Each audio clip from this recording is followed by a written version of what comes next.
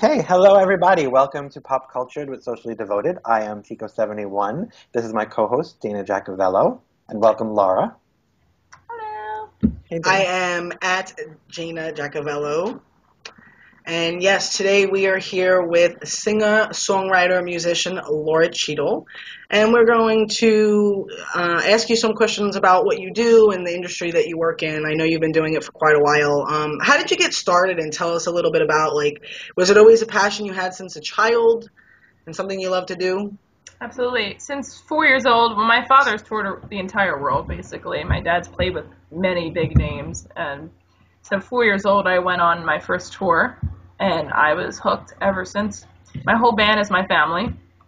So basically like a blues Partridge family. My dad and my brother were all there. So I literally was born into it, and I absolutely love it. Wow. Great. So being that it's a family band, what are the perks of working with your family and what are the downside of working with your family? There's not many downsides because, you're stuck with your family, but the perks is you don't really have to rehearse too much because you know the music so well, and it's just it's a very, very unique experience and plus my family are amazing musicians, so I get to work with the best for free. Wow, yeah. Well, we get paid for the gigs, but don't have to hire any studio musicians or anything. My dad owns a recording studio where we do all the recording. So it's really a bonding experience, and not many families are that close. Yeah, I know when people have ever said it when they worked with their families, they're like, I have to quit. Well, look at the Jonas Brothers. Even the Jonas Brothers broke up, right? Didn't they? I opened for them, too. I met them. Oh, Really? that's right, you did. I remember Cool. that you saying that. That's really cool. How were they? They were cute. It was like 2007. Oh, when they were still, Was it that long still ago? very much Yeah, together. 2007 or 2008 when they were, I forget which year it was, but. So they were still pretty much close together there. They weren't ready to Yeah. break up yet. They Infighting weren't ready didn't to start strangle yet. each other. Nick was like so young, I remember. It was cute.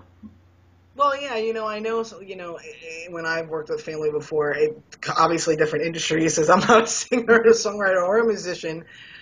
I've been, you could get frustrating and you could have like banter, and then sometimes, when you work so close, but when, some people actually can do it. There's lots of people in the industry, even entertainment and the music industry, any form of entertainment industry, they work with their spouses, they work with their children, and some of them can do it great, and it's wonderful, and they don't have any problems, but then there's some where you take it to the home, you take it to your performances, and then it's a fight, and then they don't talk to each other anymore. How many people do we see in Hollywood where I didn't even know they were related?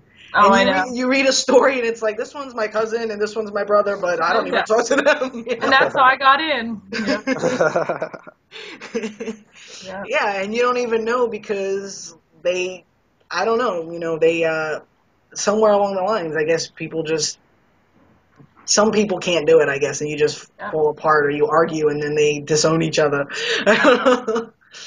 What are do you have I'm sure you do have other hobbies and passions besides music in your downtime when you do have downtime? I know you are involved in a lot of, causes and charities and stuff too. So what are some of those things that you do? Well, I love running. I'm a vegan. I do all this kind of stuff, vegan cooking and stuff like that. But right now I'm working with Tunes for Tots, which is with Make-A-Wish Foundation. So I do all of their musical events in New York now. So that's a really awesome cause. Working with St. Jude's too. So I'm very, very highly involved with those organizations now. Great, that's awesome. Well, since you travel for work with music, what's one of your favorite travel stories? I was in London and I was staying at this hotel and in walks in Kim Kardashian in this ridiculous hat. Hilarious. I'm just sitting in the lobby and I'm in London. You gotta love Kim. It's a ridiculous experience right there. But I love London. I would live there. I was obsessed with London. Is that one of your favorite places that you've gone to? Yeah, obviously? By far. It was beautiful. The whole thing was beautiful. Oh, wow. And Cheadle is actually a town in England, my last name, so I have to visit there someday. Oh, yeah, there you go. That's awesome. What's one downside about traveling? Nothing. I love Nothing. You love it. Literally can't think of it. That's great.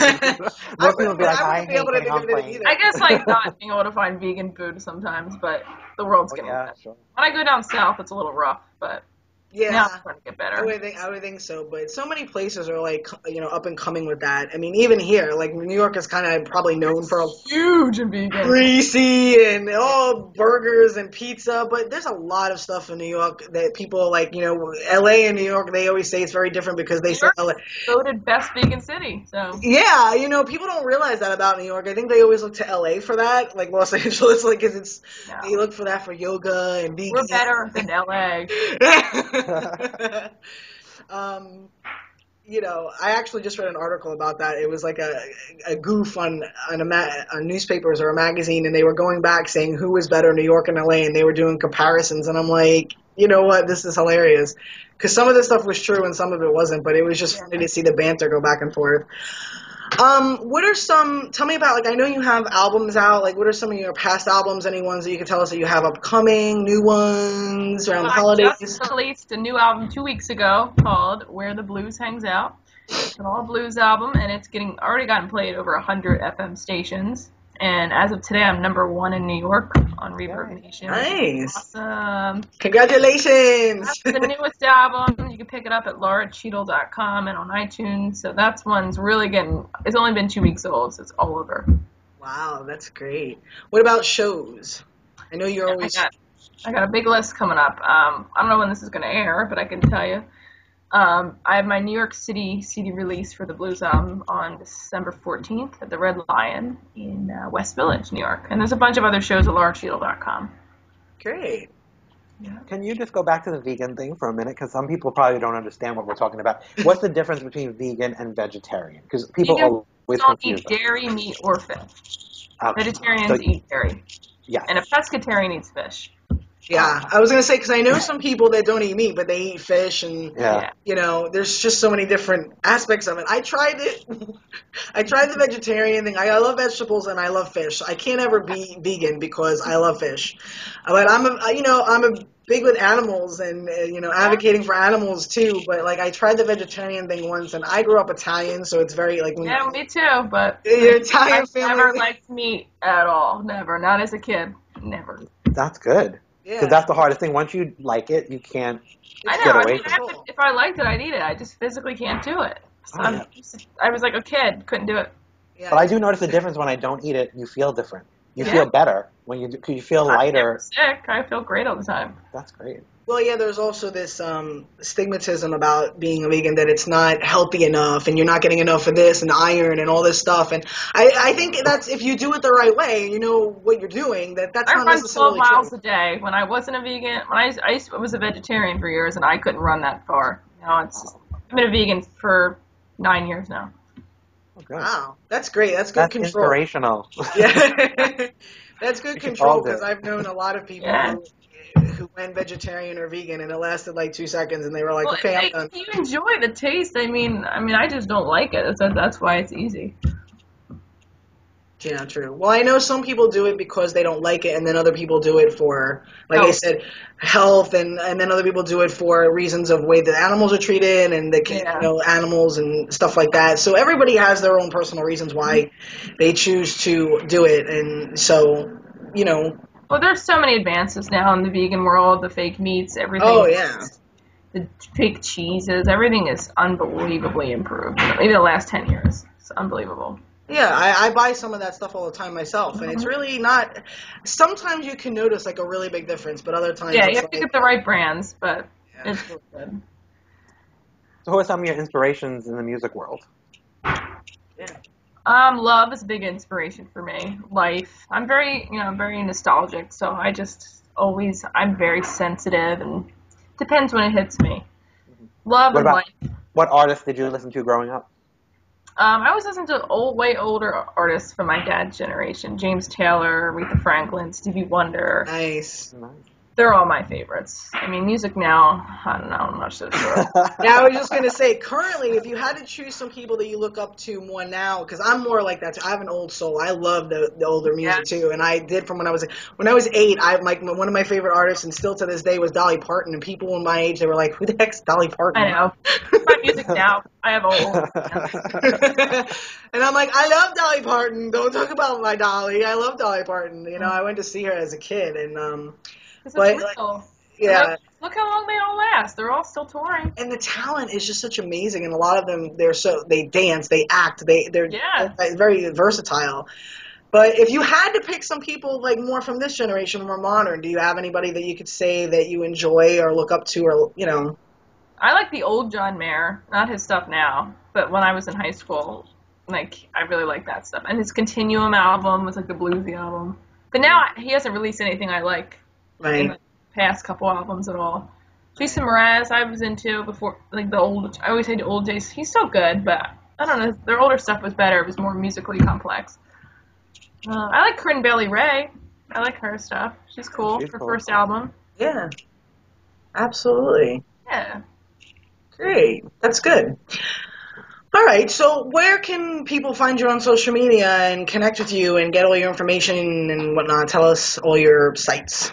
LauraCheadle.com. If you go there, all my sites are linked, but just Facebook.com/LauraCheadleMusic, since my regular Facebook won't let me add more than 5,000, which is annoying. Twitter.com/LauraCheadle. Instagram, LauraCheadleMusic. If you just type in Laura Cheadle, you'll find me. There you go. Cool. Yeah, everything can be found on one site, right? One-stop shop. That's the best way to be. Yeah. I think so. I put everything always, when I could put everything in one spot, that's what I do, because it's a lot easier just, saying, 10 social media sites. Yeah. Well, and when you're performing, it's much easier to be on stage and then give that one thing than stand there and give the whole list. It's people in the audience. Well, like, here's my Instagram. Wait, let me write it down. You can hand out a flyer with all your social media sites. I'm on LinkedIn. I'm on. Oh yeah. I know. Are you gonna be watching the AMAs tonight?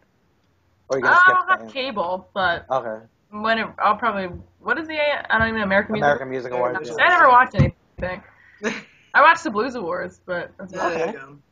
If I had cable, I would. But we watch Netflix.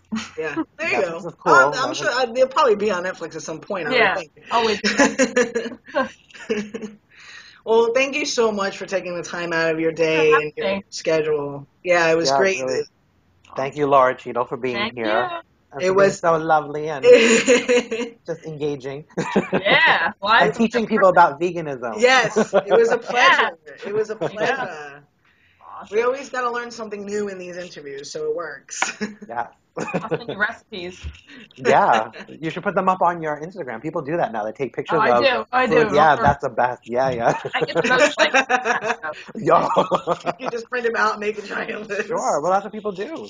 No, it's true. Most likes when I put food up. People go like. Yeah. Right? Animals and food get probably more likes than anything I know.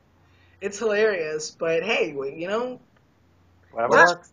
Whatever works. Yeah, you're teaching people to cook, and people are finding new and innovative ways to do things, so it works. Be healthy. The beauty of social media. Absolutely. Okay, guys, so we'll see you next time, right? Absolutely. Stay tuned for our next shows.